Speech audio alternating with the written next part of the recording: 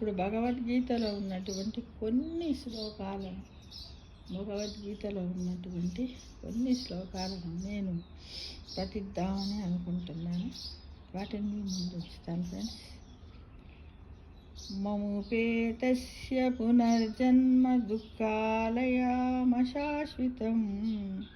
నా పున్నవంతి మహాత్మానాం సంసిద్ధం పరమాం గతః.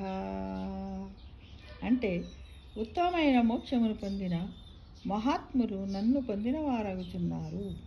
వారు దుఃఖాలయములు అనిత్యములైన జన్మలను మరల తిరిగి పొందరు అని శ్రీకృష్ణ భగవానుడు ఎవరికి? అర్జునునికి బోధన చేశాడు భగవద్గీత లోపల.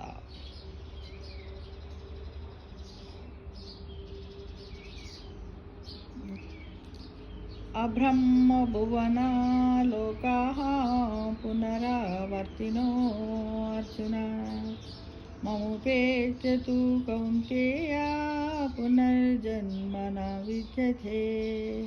అర్జున, బ్రహ్మలోక పర్యంతము సమస్త లోకములకు వెళ్ళిన వారందరూ తిరిగి పుట్టుచూనే ఉన్నారు. నన్ను పొందిన వారికి మాత్రము పునర్జన్మ లేదు అంటూ శ్రీకృష్ణ భగవానుడు భగవద్గీతలో తనను ఆరాధించిన వారికి మరి జన్మలు ఉండయని, దుఃఖాలయాలు ఉండయని అని భగవద్గీతలో చక్కగా బోధించాడు. మిత్రమా, మీరందరూ కూడా ఇలా రోజుకు 2 చొప్పున చదివి యూట్యూబ్లో పెట్టవలసిందిగా అందరిని ఆశిస్తున్నాను.